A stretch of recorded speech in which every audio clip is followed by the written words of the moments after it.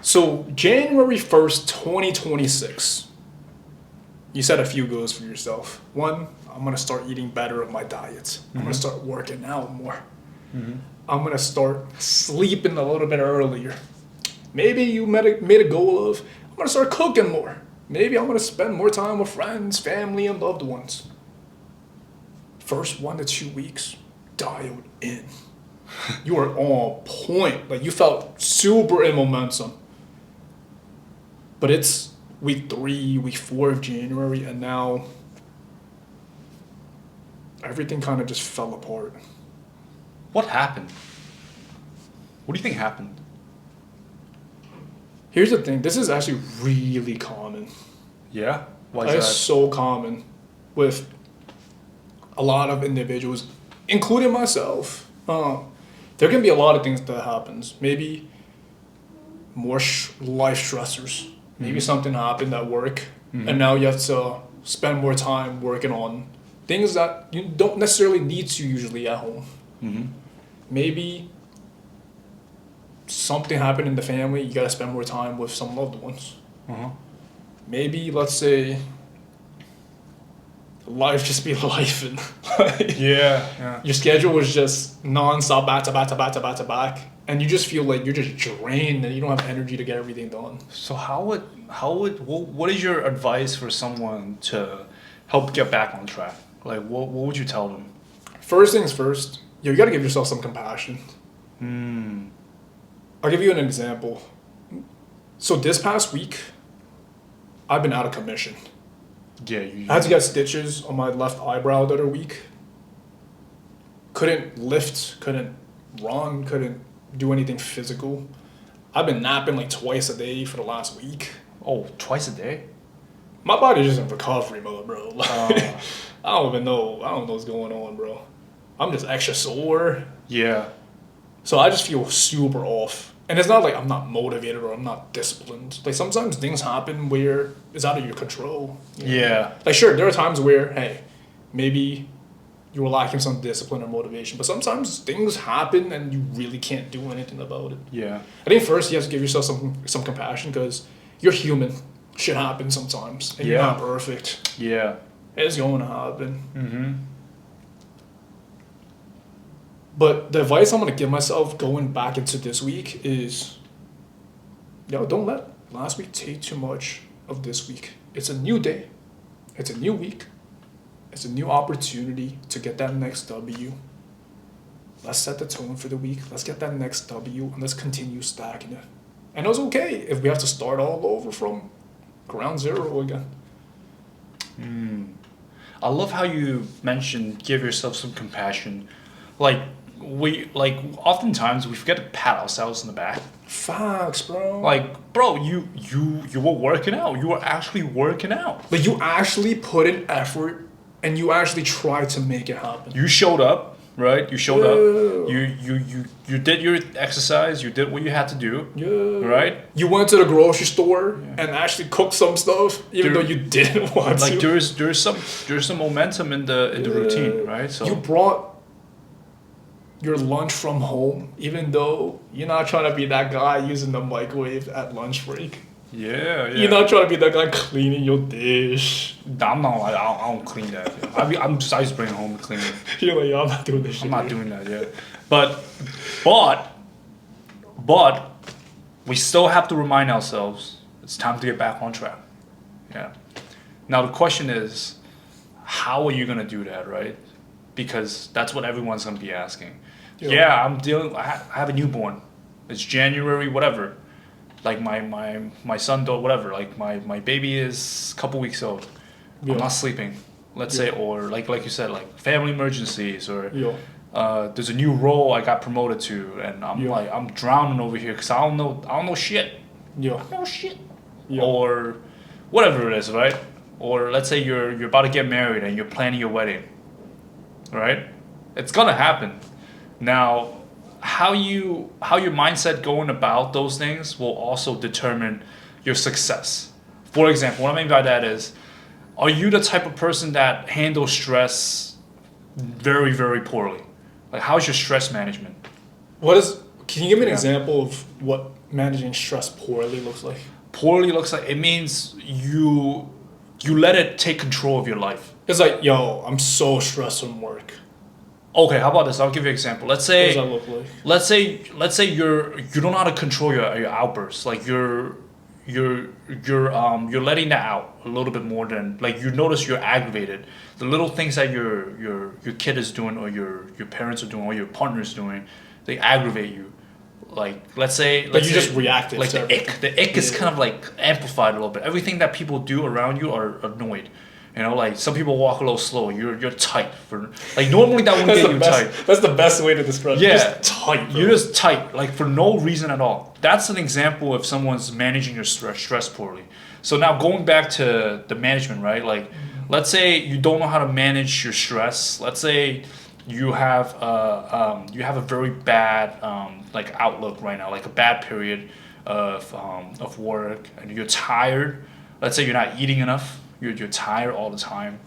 You're not sleeping enough. So all those things, they kind of overlap onto each other, and that can create those bad habits. I Right? got you. Yeah.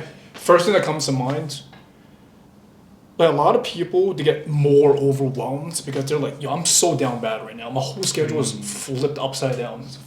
I'm stressed. I'm not eating. I'm not sleeping. I haven't even done laundry in 2 weeks. Oh, you're running out of underwears. You know you run out of underwears when you use your old ones. Why are you calling me out?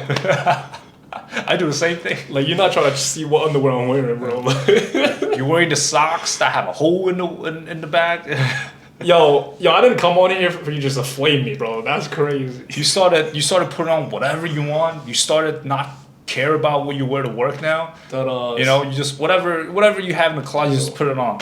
Like, But I think a lot of people get more overwhelmed thinking about, damn, I have to get back on track. Like, how am I supposed to get back on track if Right. I'm already this far behind? so now you have to think about, how are you managing all of those things internally? Yo. Like how like what are you doing with your stress? Like how are you letting Yo. that? How are you getting rid of it? Like these Yo. are toxins that build up Yo. in your body. But the thing Right. is, you can't just get rid of it all at once. You bro. can't. It's How? impossible. That's a good question. I think one of the biggest hacks that I have is actually, it's very ironic. Just work out. That is the most gym bro shit I've ever heard you say, bro. Just work out. Just work out. Like your stress is gonna build up. Like you gotta let it out somehow. That's actually true, though. Everyone's different, but for me, like my hack is I just work out. I run a little faster to get some of that blood in there. I get some of that beta endorphins in there. Yo, cause Yeah. you can't think of nothing, bro. Like when your music blasting and you're just in the weight room or you're running, Yeah. bro, you're so focused on your breathing and trying to get air in your system, you can't think of, yo, what I have to do later. You know, like that's honestly so counterintuitive. You're Yeah. stressed from everything that's happening in your life, and you can't fit your workout program in your life because of that. He's like, yo, just work out. And then here I am telling you to work out. Like, how counterintuitive is that? But it works, no, right? but sometimes, Yeah. no, cause like that feeling you get afterwards, you feel so refreshed, bro. Yeah. Especially especially if you've been in the gym for it, you know, like, there's no better feeling than walking out of that gym after a super stressful day or week. Yep. I'm not saying that's the only way to do it, but for me and for us, that is one of the ways that we find it so effective. Even though that you're finding yourself stressed from everything that you do, sometimes it's better just, like to work out and just let it out. Yeah. So No matter, like, cause I don't know about you, but there are times where the last thing I want to do is work out. The right. last thing I want to do Right. is work out. But it's funny how it works because I can't name you a time I walked out of that gym and regretted working out. Like, it's almost guaranteed I'm gonna walk out feeling better. Yep. Unless you get injured or something. Obviously, knock on wood, that don't happen. Yeah. Knock on wood. Yeah. But like that pump you get after, you just feel accomplished. You feel like I put in work. I'm getting a little bit better. Mm-hmm. I'm working on myself. Mm-hmm. Self-love. Mm-hmm. I don't know. Yo, OD. Yeah. Another thing I was gonna add on to was, so you're overwhelmed with all these different things: work, life, family, your fitness, your sleep, your laundry, you name it. an exercise I like to use is, yo, what is your biggest constraint right now? Like, stop focusing on all the things and trying to solve it all at once. What's the biggest constraint? What is the biggest constraint that affects everything else? A lot of the times, it might be your sleep. It might be what you'll be eating. It might be you haven't worked out in a while. Because I love that you bring that up. Go work out. Because once you get that workout in, right? By default, you're going to want to eat a little bit better. Yeah, you're gonna be hungry. Yeah. By default, you're going to be a little bit more tired. You're going to go to sleep better. It might force you to go to bed a little bit early. You might get some deeper sleep, which in return is going to help you with your energy. It's going to help you with your cravings. It's going to help you with more focus. It's going to help you with more creativity. Mm-hmm. So there's a positive loop system that comes with, actually getting back into your routine a little bit more. Yo, something I'm huge on is, go get that next W. What can you do today to get that next W? Doesn't have to be anything crazy. Mm-hmm. Get that workout in. Go grocery shopping so you can cook something that's a little bit healthier. Batch cook some protein. Go to bed 30 minutes earlier. That small little win, you feel so good about it. Then you keep asking yourself, what can I do to get another W? Mm-hmm. And the next you know, 24 hours, not even 24 hours, 8 hours later, you feel like you're in momentum already. Because that's all it is. But it's all momentum that you're building with consistency, with your habits, with the choices that you make. And the better you feel about yourself, the more that you just want to continue having it, continue to build. Yeah. And don't forget about the goal that you set out at the beginning of the year. I think that's like one thing that people tend to forget is when they fall off, they forget about their goal altogether. It's like, I'm going to lose X amount of weight by May or June. Actually, I do want to speak on that a little bit too. Yeah. Because not only do a lot of people get overwhelmed, but there's a lot of shame around it. Oh, really? Let's say that you've been trying to lose weight for your whole life. Mm-hmm. And then January 1st, you make a big ass commitment. You're like, I'm going to lose 30 pounds this year, no matter what. You tell your friends, you tell your family, you tell everyone, I'm going to lose 30 pounds. You made a post on it on social media. Okay. You're like, this is it. This is my year. Uh-huh. 3 weeks in, you already failed. Oh. So you feel like you let everyone around you down. Because you already yourself. you set the expectation. Yeah. And now everyone's expecting you to be doing all these different things. We know what's crazy? No one cares. No. They're too busy with your own shit that they're dealing with. Fine. Let me actually. Well, not I feel everyone, I feel like some people do care. Some people. Well, this is the thing. If people that care, they care about you. They care about they care about your. They care about you as a person. So that's your close friends or your family that's calling you out because they know you slacked off. But how much weight did you lose? Shit, I didn't even. I think I gained 2 more pounds. Actually, I lost 5 pounds since the start of the year. Not bad. Yeah, that's something. Yeah, that's something. But there's a lot of shame around. Even like I'll even admit this myself. Every single time I set a big goal and I put it out there, and I don't necessarily achieve it, I'm like, shit, man. Ooh. Like I want to hide myself a little bit more, bro.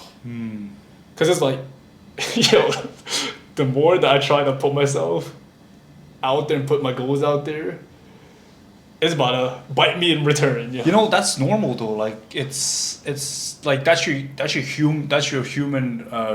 normal reaction to these things, right? Yeah. Like you had a goal, you tried your best to go for it, and you didn't meet it, and then you feel like you feel terrible about it because you didn't hit your goal, you didn't hit your target. But honestly, like the effort itself speaks volumes because now that you did that, you can just push that needle a little bit more so that you can actually reach your goal or like tweak it a little bit.